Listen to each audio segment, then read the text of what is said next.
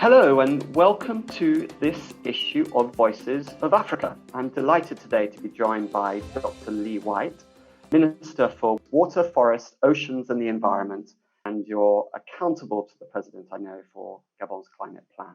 A big portfolio held by Lee White in the central West African state of Gabon, a post that he's held now for 18 months. Lee is unusual in as much as he was born British, born in Manchester, and just over 12 years ago became a naturalized Gabonese citizen.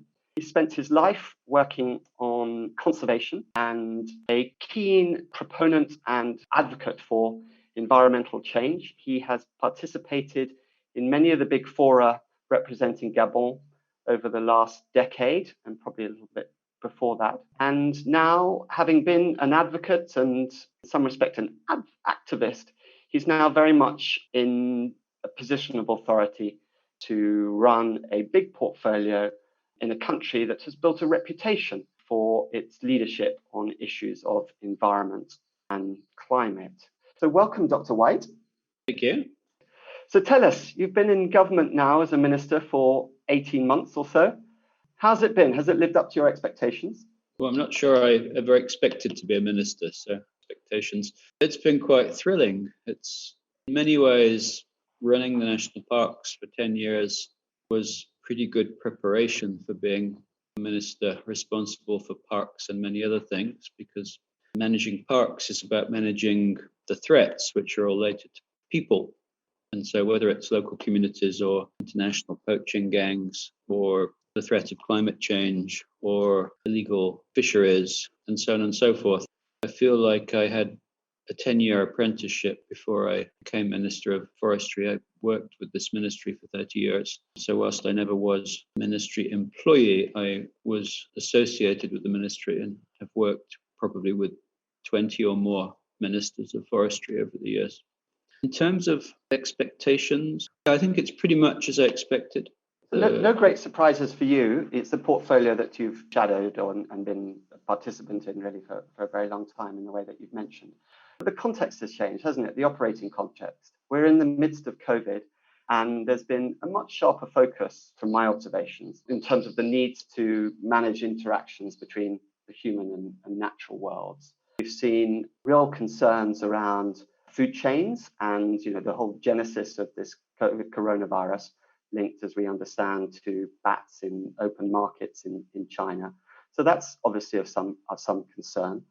But also, I think there's been a much keener focus on the environment and climate change specifically. Would you agree with that observation, and how has that affected your work? I think COVID has crystallized somewhat thinking and discussion on our relationship with biodiversity. The sad reality is we have quite a short attention span as human beings. So the same thing happened with Ebola in Gabon 20 years ago. We know that there's a clear relationship between biodiversity and disease, because disease is part of biodiversity. And if we go into highly complex biodiverse ecosystems and trash them, then all of those tiny bits of biodiversity inevitably are looking for a new home. So they come out of the forests and into the urban jungles of this world and infect humans. So the idea that we should rethink our relationship with nature, we need to nurture rather than aggress nature, I think is certainly out there, and people are definitely paying lip service to that. Thought that we should try and bring together the climate change discussion and the biodiversity discussion. The fact that we're in a kind of a mega extinction phase in terms of biodiversity, and we're in a desperate fight against climate change.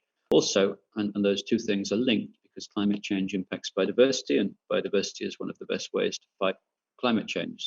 So I think COVID has helped that discussion. There's some hope that in 2021, between the COP16 on biodiversity in China and COP26 on climate change in Glasgow, we can bring those discussions together. I think we've been both lucky and I think naturally protected to a certain extent. And I think we've also managed the COVID crisis fairly well in Gabon. We cut international travel very early. We imposed curfews and closed restaurants and bars and so on and so forth. But we did keep the forestry industry going all the way through that. I think we've been luckily and naturally protected in the sense that we're a young population. We live a lot outdoors. It's a hot, humid climate. And there are an incredible number of coronaviruses circulating in our wildlife. We think that this COVID-19 came from bats or from bats and a combination of bats and pangolins in Asia. Well, our bats have got many, many coronaviruses. And I think perhaps the fact that not just in Gabon, but across the equatorial Africa, we seem to have been less impacted by this disease is partly the young population and partly, I think, there is some natural resistance playing out there. As we look at forestry and forests, the fact that we have a young population helps us to resist COVID-19. We've only had one death in the last 4 months. But as we look at our young population, with 50% of our people under the age of 20 in school, in university, even before school, even though we have a small population, we're going to have to create jobs for that 50% of the population over the next 20 years. And we are about 2 million, so that makes about 1 million young people who are going to be looking for jobs, or maybe let's say 750,000.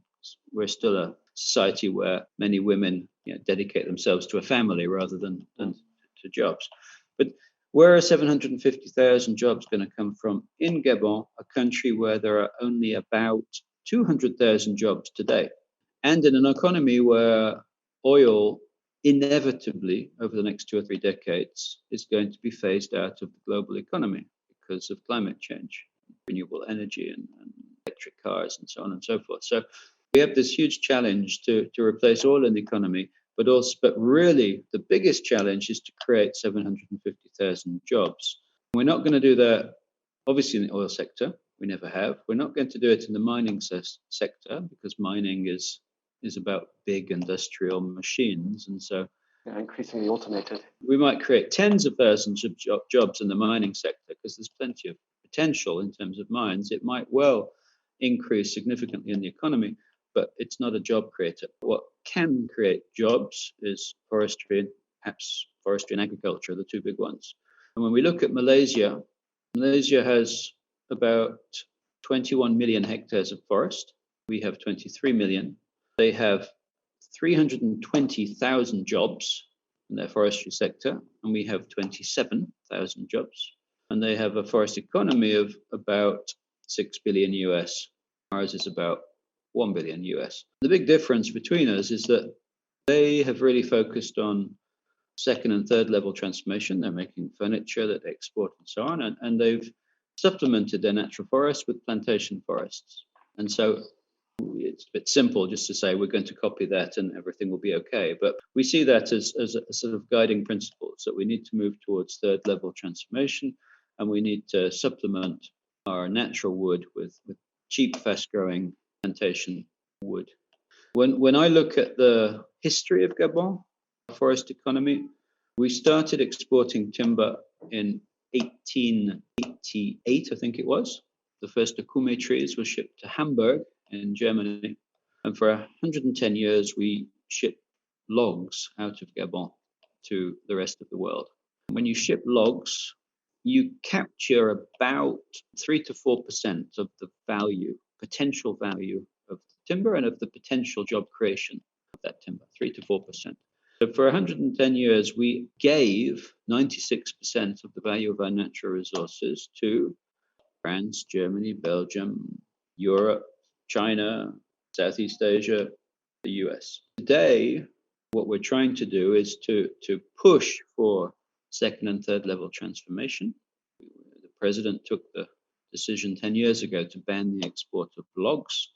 It wasn't perhaps surprising that President Sarkozy arrived in Gabon 2 months later to try and convince him what a bad decision that was because of all the jobs they were going to lose in the wood processing industry in Normandy. We've multiplied our jobs by about a factor of 3, our economy by a factor of 4 because of that decision, but we're still exporting about 90% planks, basically, and first level transformation, and that generates about twice as many jobs as the old forestry industry did, and it allows us to capture just under 20% of the potential value of our wood.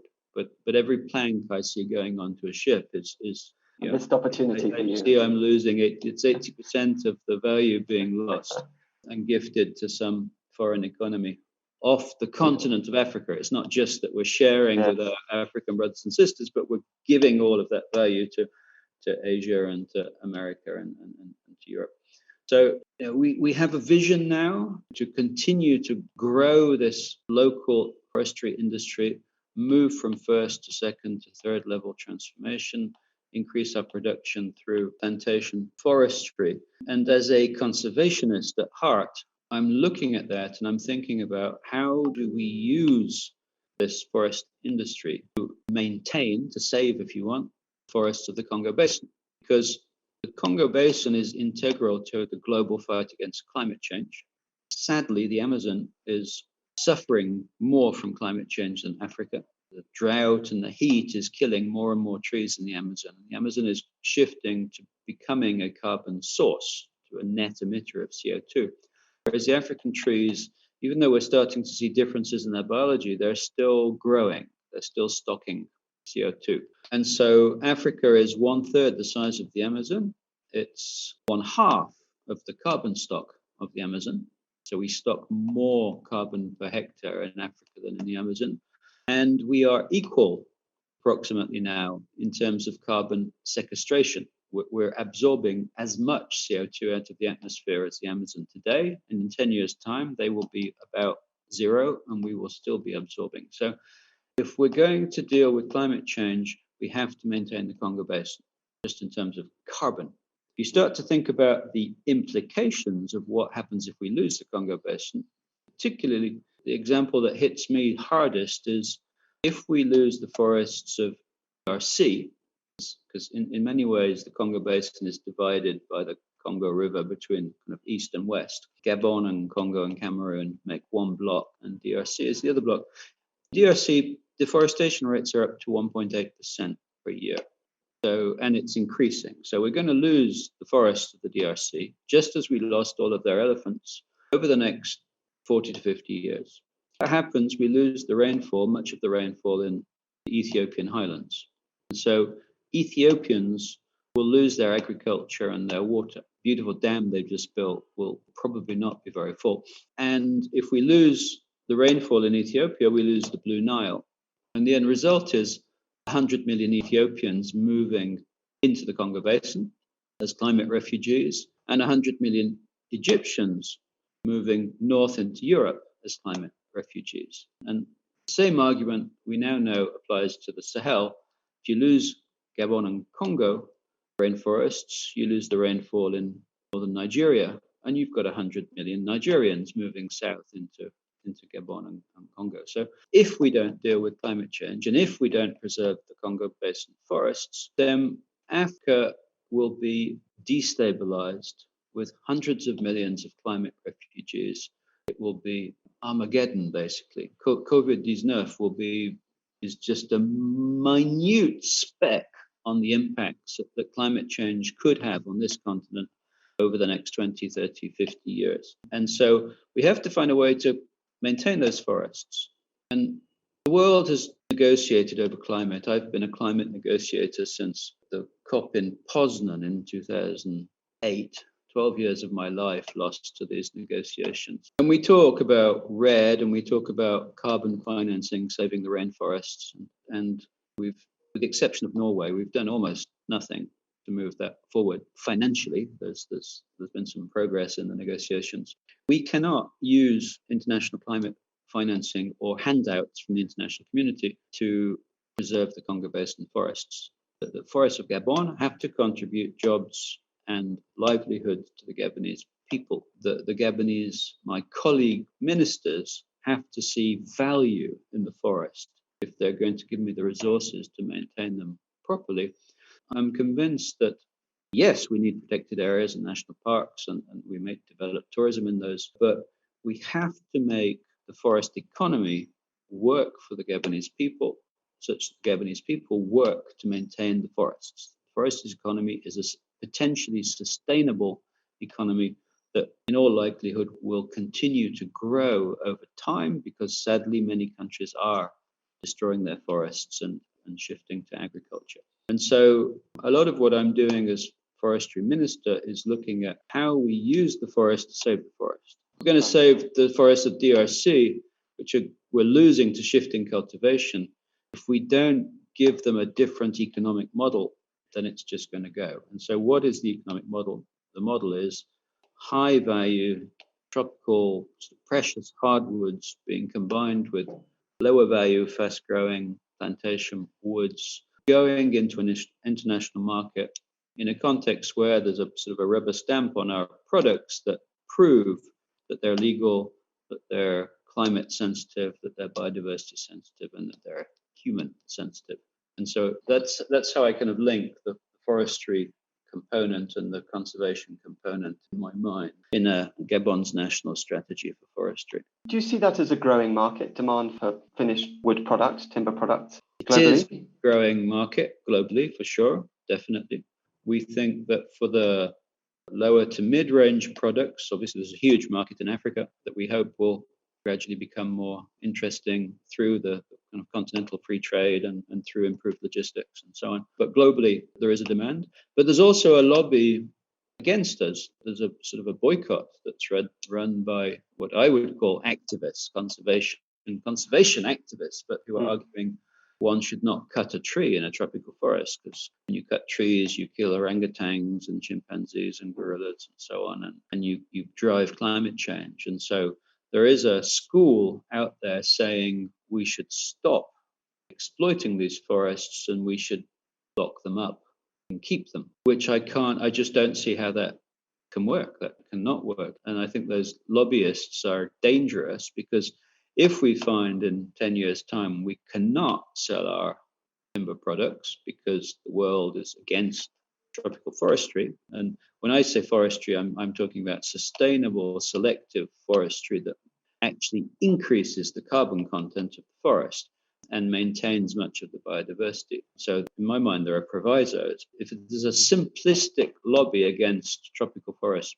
products and the world stops buying our beautiful timber, I think the world is mistakenly condemning the Congo Basin forests. But it's a two-way street. If our forest products are subject to illegal logging, if we can't prove it's good for the climate, if we can't prove that there are still gorillas and chimps and elephants living in these forestry concessions, then obviously we can't convince the buyers. And so what we have to do is to move towards a reputation. It's about a made in Gabon, wood from Gabon, being something that's respected and being able to prove that it is positive for all of those things. And so I want you to be able to go into a store in London, and we'll be opening a high-end furniture store in London in 2021 to showcase Gabonese furniture. I want you to be able to go into that store and buy a beautiful dining table in the confidence that by doing that, you're helping to preserve biodiversity and you're helping to fight climate change. And so that's what we're working towards. Even our submissions to the UNFCCC, the climate change, we're about to submit a document describing all of our carbon emissions and carbon sequestration, proving that our forestry is currently carbon positive. And so we expect that there will be a sort of a UNFCCC validated report that will convince you that by buying that table, you can have confidence that it was actually good for the climate, even though it was transported from Gabon to the UK. We're even thinking about potentially offering you a year's free emissions to go with that table. So we'll offset the average carbon emissions of a normal European person when they buy one of our pieces of furniture. But that's a work in progress. And a holiday, presumably, in Gabon in one of your ecotourism lodges. That depends which table you buy. Piece of furniture you buy. Tell us, how are your tourism plans coming along, or have they been slowed down by pandemic? Tourism has been very slow to take off in Gabon. Every tourism specialist I've ever brought to our country has said we have great potential, whether it's Adrian Zeka, who created Amman, whether it was... Well, I've seen it myself, the beauty of Gabon. I can testify it's quite outstanding. So, elephants on the beach. You can watch elephants and humpback whales at the same time in Gabon, which is unique. there's plenty of potential. But it's a greenfield investment for the first investors. It's tropical rainforest tourism in a continent that does tropical savanna tourism. It's a francophone country with francophone labor laws and so on and so forth. And I think it's not actually justified, but we are very badly marked on doing business. And so it's not an easy country to come in in a greenfield investment in ecotourism, particularly because tourism works in circuits. And so you can't come in and build one lodge in Gabon and hope to bring tourists in. You have to come in and build 4 or 5 lodges because you have to create a Gabon circuit if you really want to bring people here. And all of that is why it's taken us a long time. COVID came along at a point where we were planning a big heads of state summit to promote ecotourism investment, working with the Space for Giants. And so that has been pushed back by COVID. But COVID hasn't hit our tourist industry the way it has in other African countries because we didn't have the tourist yet. And we are actually, even though COVID has hit, we have one investment run by a group called the African Conservation Development Group, which is starting in Luango National Park, where you have these beach-combing elephants and surfing hippos. They're actually going ahead with their investment. They're in country right now. Actually, they're in Petit Luango today looking at that site. And so in terms of timing, it's made their investment slightly more difficult in terms of logistics, obviously, but we are seizing this hiatus in the global tourism market to actually move ahead with investment in infrastructure such that ideally we will be part of the renaissance of the African tourism industry in, let's say, 2022. And so I don't think it's particularly impacted us negatively. Neither the tourism side nor the conservation side, where a lot of countries' conservation efforts are funded by tourism efforts. And so to come out of COVID-19, obviously with an economy that has been affected just as all of the global economy has, but it's not been so harsh on tourism. It might even actually be an opportunity for us in terms of tourism because we can participate in the relaunching of African tourism, and we can perhaps put beach-combing elephants and lowland gorillas in the recovery. Yeah. Great. Well, that's very exciting to hear. I wonder if I could ask you to speak a little bit about your broader portfolio and agriculture and fisheries as well, because your portfolio covers the oceans. You've given us a very clear representation of the vision for the forestry sector. Do you have similar visions for agriculture more generally and for fisheries as well, or fishing? Yeah, we have big vision for agriculture. I'm not the Minister of Agriculture. I'm the Minister of Land and Land Use Planning, if you want. I then hand off to the Minister of Agriculture who does the farming. In a certain way, I manage the ecosystem and then he uses that ecosystem to promote farming, agriculture. And we've moved forward with a big investment with Olam over the last 6 or 7 years in oil palm. We've been very careful about putting that into low carbon degraded forests or savannas to make sure that it's actually carbon neutral as an investment. And it's the only example of greenfield investment in palm in Africa that is 100% RSPO certified. So we're taking quite a responsible approach to where we do agriculture. We're being very scientific about it in terms of optimizing land use planning in Gabon and integrating, obviously, all the things you have to do for planning agriculture, soils, geology, climate, and so on, but also integrating into that carbon emissions and climate resilience and climate impacts. We currently import about 750 million euros of food every year. So there's, even within Gabon, there's a big market for foodstuffs. And so we're very much trying to promote self-sufficiency in Gabon. And COVID-19 is something that has demonstrated to us, again, the importance of doing that. We're looking to promote more subsistence or semi-commercial local farming and more international investments in larger scale agriculture, but at the same time as maintaining the forests and maintaining the protected areas and so on. And so I work every day pretty much with the Minister of Agriculture on trying to get it right. Same thing with fisheries. He's also the Minister of Fisheries, Minister Biandi Aganga Musabu. My ministry manages the ecosystem, and I joke with him that his ministry kills the fish, but we decide how many fish can be killed sustainably, harvested sustainably, and we're looking to develop our fisheries sector and the way we've developed our forestry sector. The most fished fish in Gabon is the tuna, 2 species of tuna. And over the last 30 years or more, they have been caught and exported without ever touching Gabonese soil, without ever creating a job in Gabon, and only contributing very small amounts to the Gabonese economy. And they've been processed and turned into high-value product off the Gabonese shores away from the Gulf of Guinea. And we now know that we have about 60,000 tons of tuna that we could harvest every year, and we could very easily service 2 tuna processing plants with 6,000 jobs and value added. And so we're looking to do that. We're considering the idea, as we did for timber, where we banned export of unprocessed timber. Why not ban the export of unprocessed fish and push that industry onshore to contribute to Gabon? Fisheries stocks are suffering around the world. Fisheries stocks in the Gulf of Guinea have suffered terribly the last 20, 30 years. Our own fish stocks were plummeting until the point where the president launched his Gabon Blue program in 2013, and we've managed to reverse that somewhat.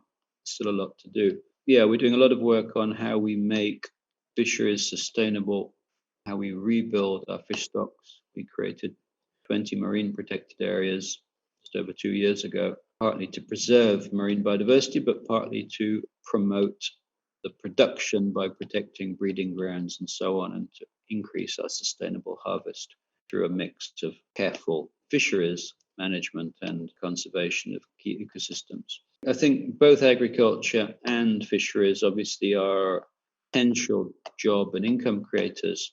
They're also critical for food security. Again, because of climate change, food security is going to become, over the next 30, 40 years, is going to become a bigger and bigger issue around the world and across the African continent. Yes, certainly. I think we've seen, in light of COVID, attempts to bring food value chains closer to home in every country on the African continent, I think, without exception. Yeah. I wonder if I could ask you one final question, please, Dr. White, on climate change. You represented Gabon in the Paris Climate Accord discussions. I don't know if it was your ink on the document that Gabon signed, ratifying the agreement, but Gabon made a commitment to reduce greenhouse gases by at least 50% by 2025. A big commitment. How are you progressing in terms of that commitment? We're doing okay. There's a slight nuance. We committed to a 50% reduction based on what we call the business as usual model. So based on a projection of increasing emissions. I think we're going to hit that without any problems. But that business as usual model has been criticized because it's a model of the future. It's not something people can have total confidence in. So we are actually looking into strengthening that commitment even further to an absolute 50% cut. It might take us until 2030 to manage that, because it means introducing a lot of new technologies and new management methods into the forestry sector in particular to get emissions down. But we think through a combination of much improved reduced impact, what people call real C, reduced impact logging, which is carbon sensitive, we can probably get emissions down from the forest sector by 50%. That means electrically powered lumberjack vehicles? No, it actually means being much more efficient in how you use the wood and reducing your damage levels. When you give a forestry employee a bulldozer and you say build a road, there seems to be this psychological thing that pushing over of trees gives maybe a sense of power. Forest that has been invading people's fields for generations suddenly disappears. And so often the roads are much wider than they need to be. Often the skidder trails are badly planned. Often when you cut the tree, if you don't cut it in the right direction, if you cut it in the right direction, it only squashes 3 or 4 other trees, and you cut it in the wrong direction, it crushes 20, 30 other trees. And so there are all sorts of mechanisms we can use to reduce the damage levels during mechanized logging. So we won't be using electric bulldozers for a while, I don't think. But we can do a lot better in terms of how we log, slopes that we log, and so on and so forth. Also, creating these plantation forests will add about 100 million, just over 100 million tons of carbon dioxide in savanna areas that currently are very low carbon. And so that changes the carbon dynamic somewhat. So we are looking to be even more ambitious in our commitments. We are already absorbing 4 times as much CO2 as we emit. So whilst the rest of the planet is focusing on getting to carbon neutrality by 2050, Gabon has always been carbon neutral. In 2005, we may have had a year or two where we became just very slightly positive. And since then, we've got it back. So we're highly carbon positive. And so the key thing is that we keep it that way, that we don't become carbon negative. In our Paris Agreement commitments, we didn't even talk about our absorptions of CO2. In our forest reference level that we're submitting to the UNFCCC, we compare the two, both our emissions and our absorptions. And I believe, we're still doing the calculations, but I believe we actually are currently offsetting all of the emissions from our oil. So if you take all of Gabon's oil exports, and traditionally when you export oil, if we export oil to the UK, it's burned in the UK, and those emissions are associated with the UK's emissions, not with Gabon's. Well, we think that our global oil emissions from Gabonese oil are about 18 million tons of CO2 per year. We can easily offset that with all the CO2 we're absorbing, make our oil, our manganese, our wood carbon neutral. And to be fair, as you said in your introduction, I have a slightly unusual background for an African minister. I started my life as a European. I now have dual nationality, Gabonese and British. So I have a foot in both camps in some ways. And when I go to the negotiations, people treat me like that. And for a long time, the developed world has been making promises about climate change and $1 billion a year of funding for the Green Climate Fund by 2020. Well, we're in 2020 and it only has 10 billion in it. 30 billion fast start for the RED process after Prince Charles hosted the G20 meeting in London. Well, that was 30 billion for 3 years. And maybe we've spent 3 billion in 10 years. So I feel that the efforts of countries like Gabon tend to go unnoticed. People tend not sure we should be rattling the trees and saying, praise us, give us credit. But we are trying very hard to be serious about this. And other countries continue to emit CO2 and we don't. I said that was the final question, but I wonder if you permit me to ask one more, because I'm interested to know to what degree those sorts of issues that you referenced earlier on, namely how the environment and the climate specifically in Ethiopia is impacted by how you manage the forests in the Congo Basin. To what degree are these sort of transboundary, transfrontier issues talked about and understood by your contemporaries, your peers on the African continent? And to what degree do you feel that Africa comes to these global negotiations with a more unified voice and proposition? I think, you have to look even beyond Africa in terms of, does the world believe it when we say these things? Does the world believe that if we lose the Congo Basin, we lose agriculture in Egypt, and that influences obviously hugely Europe, the number of immigrants who are moving into Europe? We certainly don't behave in a way that suggests we believe it, whether it's within Africa or whether it's globally. Some of the science is not very robust. Some of it is scientific theory. Some of it is scientific fact. There's a growing awareness, but as a rule, people are pretty naive about the medium-term impacts of climate change, because if we weren't, we would be so much more engaged and active on these climate discussions. Is Africa united and speaking with one strong voice? I think we're doing better. When we went to Copenhagen, we were divided. I sat in that small room in Copenhagen with President Bongo and 20 other heads of state, and we drafted the Copenhagen Agreement, and Africa was not united in that. The African group of negotiators are stronger, and it just so happens that we are currently the chair of that group, but it's not something new. It's been getting stronger and stronger over time. But Africa is a very varied continent. You have desert countries, you have rainforest countries, you have industrial countries, you have countries living in a subsistence economy mostly.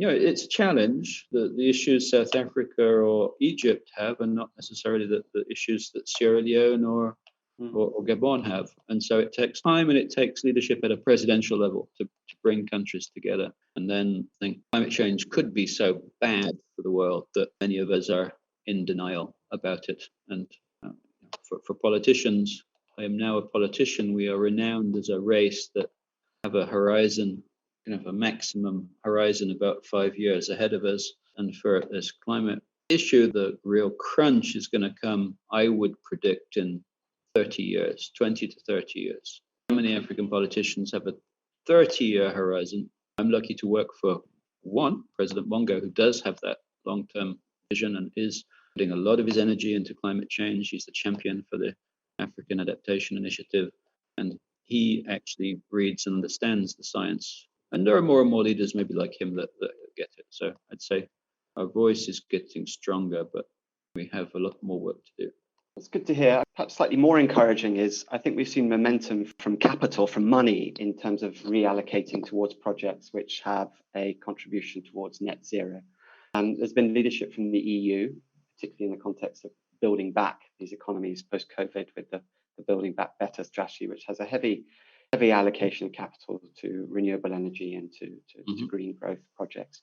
So maybe as more and more capital is directed towards these sort of net zero projects, that African leaders and African nations will wake up to the opportunity that represents in terms of economic growth ambitions. And the combination of more enlightened leadership and more capital will get us towards those climate change targets or emissions reductions targets that you pointed out are so important for the planet. Well, thank you, Dr. White. It's been a pleasure to listen to you and to speak with you. And thank you for this education, and congratulations on all the work that you're leading in Gabon and contributions you're making towards these global climate accords as well. You're welcome.